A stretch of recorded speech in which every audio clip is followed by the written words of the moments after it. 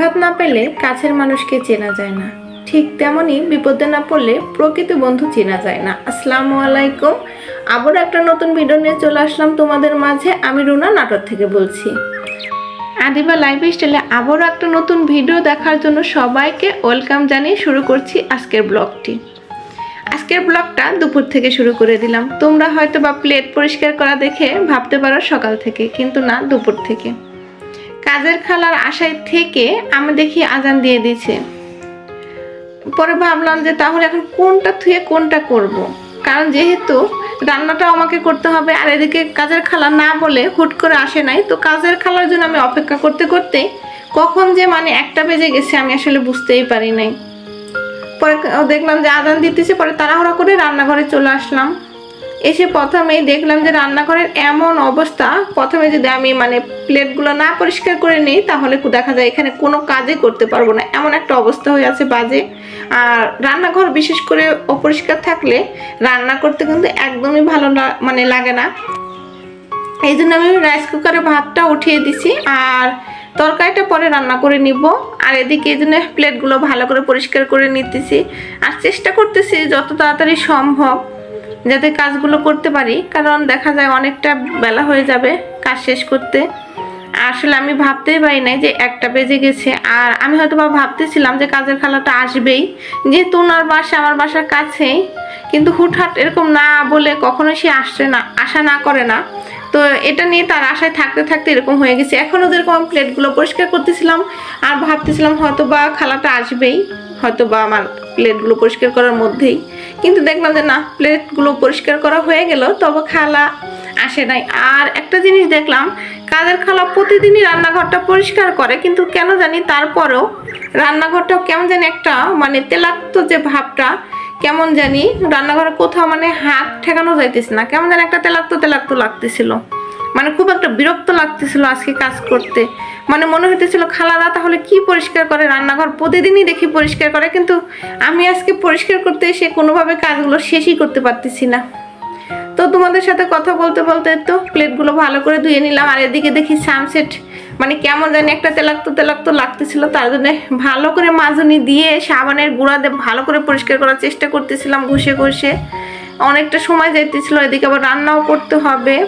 আর তো তোমাদের বললামই আজান দিয়ে দিছে অলরেডি। তো তারপরেও ভাবলাম যে ঠিক আছে, সমস্যা নাই, ঘরে হালকা পাতলা নাস্তা আছে, তো বাচ্চারা যদি করে তাহলে ওটাকেই খাওয়াবো।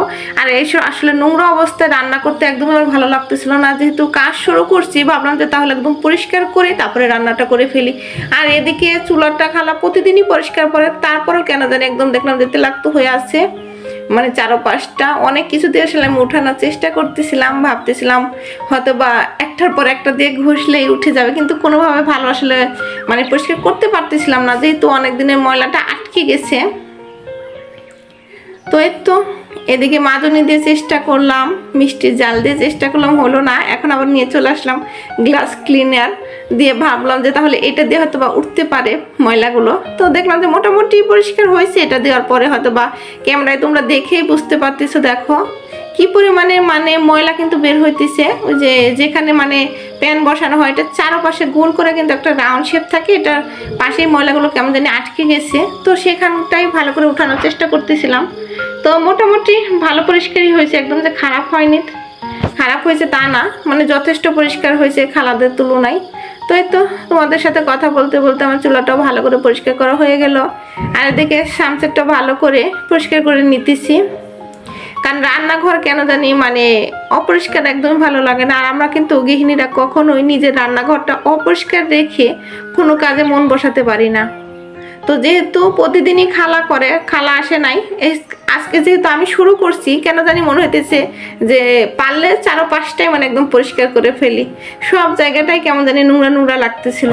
তো যেহেতু কারেন্টের চুলাটাও গ্লাস ক্লিনার দিয়ে পরিষ্কার করে ফেললাম, তাহলে ভাবলাম যে গ্যাসের চুলাটাও এটা দিয়ে পরিষ্কার করে হয়তো বা ভালো পরিষ্কার হবে। তো মোটামুটি খারাপ না, যেহেতু আমার গ্যাসের চুলাটাও গ্লাস দিয়ে তৈরি কাঁচের, এই জন্য দেখা যায় মোটামুটি ভালো একটা পরিষ্কার হয়েছে। যেটুকু জাস্ট স্টিলের এইটুকু পরিষ্কার হয় নাই, এটুকু আবার মাজনি দিয়ে ভালো করে ঘষে ঘষে পরিষ্কার করে নিতেছিলাম। আর বিশেষ করে চুলার এইখানটি মাজনি দিয়ে পরিষ্কার করলে কিন্তু অনেক চকচকা হয়ে যায়, একদম নতুনের মতো প্রায় হয়ে যায়। তো তোমাদের সাথে কথা বলতে বলতেই ভালো করে আমি মাজনি দিয়ে পরিষ্কার করে নিলাম। আর এদিকে জানালার এতটুকু জায়গায় মানে পুরো জানালাটাই ভালো চকচক আছে, কিন্তু এতটুকু জানালা একটু রান্না করতে গেলে কেমন যেন তেল ছিটে যায়, এই জন্য দেখা যায় এইটুকু জায়গা খুবই নোংরা লাগতেছিল। তো এটুকু ভাবলাম যে আজকে মোটামুটি পরিষ্কার করে নিই, আজকে খুব একটা পরিষ্কার করব না, যেহেতু আবার রান্না করতে হবে। তোমাদের প্রথমেই বললাম, এখন যদি পুরো জানালাটা আমি আসলে পরিষ্কার করতে যাই তাহলে হয়তো বা রান্না করতে আমার প্রায় বিকেল হয়ে যাবে। এই জন্য মোটামুটি হালকা পাতলা পরিষ্কার করে রুমটাকে ভালো করে ঝাড়ু দিয়ে নিব এখন, কারণ পুরো রুমটাই কেমন জানি ময়লা পড়ছে। যেহেতু আমার ছোট ছোট বাচ্চা আছে আর ওরা কিন্তু যেখানে সেখানে ময়লা ফেলে, খাবার ফেলে। তো ভাবলাম যে পুরো রুমটা তাহলে একদম ঝাড়ু দিয়ে তারপরে রান্না করতে চলে যাব, তাহলে দেখা যায় রান্না করতে মন বসবে ভালো। আর না হলে এই অবস্থা যদি রান্না করতে যাই মানে কোনো দিকেই মানে একটা ভালো লাগবে না কাজ করতে। তো তোমাদের সাথে কথা বলতে বলতে ডিবানটা একদম পুরো পরিষ্কার করে নিলাম, এখন জাস্ট ফ্লোরটা ভালো করে ঝাড়ু দিয়ে নিব, কারণ আমার ছেলে মেয়ে খাবার সকালে নাস্তা মানে খেতে যেয়ে দেখলাম পুরো ফ্লোরে যেখানে সেখানে ফেলে রাখছে। তো না পরিষ্কার করলে আসলে এগুলো যে তোরা খেলা করতেছে নিজ দিয়ে, তো পায়ে পায়ে সব কিছু আসলে বেডে উঠে যাবে, তখন দেখা যাবে মানে বেডের বিছানা যে বেড কভারটা আছে সেটাও পরিষ্কার করতে হবে, আবার উঠাইতে হবে, তাহলে দেখা যায় আবার ওইটাও মানে কাজ বৃদ্ধি হয়ে যাবে। এই জন্য ভাবলাম যে তাহলে ফ্লোরটা ভালো করে ঝাড়ু দিয়ে তারপরে চলে যাই রান্না করতে। এই তো মোটামুটি সব কাজ শেষ করে চলে আসলাম পুঁই শাক দিয়ে চিংড়ি মাছ রান্না করতে, কারণ এই রান্নাটা আসলে খুবই ঝটপট হয়। এখন আমি যদি অন্য কোনো কিছু রান্না করতে যাই তাহলে অনেকটা সময় লাগবে। আর পুঁই শাক আর চিংড়ি তোমরা কম বেশি গৃহিণীরা সবাই জানো যে কত তাড়াতাড়ি রান্নাটা হয়ে যায়। তো এই তো চিংড়ি মাছটা প্রথমে আমি ভালো করে একটু তেলে ভালো করে লাল লাল করে ভেজে নিলাম, আর তারপরে একটু পানি দিয়ে ভালো করে কষিয়ে নিব। আর তো পুঁই শাক দিয়ে আবার একটু কষিয়ে পানি দিয়ে দিলাম, পুঁই শাক রান্নাটা হয়ে যাবে। এই জন্য এই রান্নাটা মানে যেহেতু পুঁই শাকটা আগে কাটা ছিল ফ্রিজে, মানে কেটে বেছে রাখছিলাম, এই জন্য আরও এই রান্নাটাই করে নিলাম। কারণ পুঁই শাকটা কিন্তু যদি কাটা লাগতো তাহলে কিন্তু আমরা অনেকটা লেট হয়ে যাব। আর পুঁই শাকগুলো কিন্তু একদম জাংলার খাঁটি। আমার বাসার নিচে একটা ছোট্ট পুঁই শাকের জাংলা আছে, পাশের একটা মানে খালার, তো তার কাছ থেকে আসলে কিনে নেওয়া হয়েছে, যেহেতু বাড়ির পুঁই শাক খেতে অনেক ভালো লাগে। আর বাজারে কিনা পুঁই শাকগুলো আমার কাছে তেমন একটা ভালো লাগে না, এই জন্য চেষ্টা করি সবসময় আশপাশে কোনো মহিলাদের কাছ থেকে আসলে কেনার জন্য, কারণ দেশি পুঁই শাক দিয়ে চিংড়ি মাছটা খেতে কিন্তু অনেক ভালো লাগে। আর এই পর্যায়ে এসে আমার আপু এবং ভাইয়াদের একটা কথা আবারও মনে করে দিতে চাই, যারা এখনও একটা লাইক দেও নাই বা কমেন্ট করো নাই তারা প্লিজ একটা লাইক দিয়ে একটা গঠনমূলক কমেন্ট করবা, তোমাদের কমেন্ট দেখতে অনেক ভালো লাগে। আজকের ভিডিওটা এই পর্যন্তই, আর এতক্ষণ আমার সাথে থাকার জন্য সবাইকে অনেক অনেক অনেক ধন্যবাদ। আল্লাহ হাফেজ।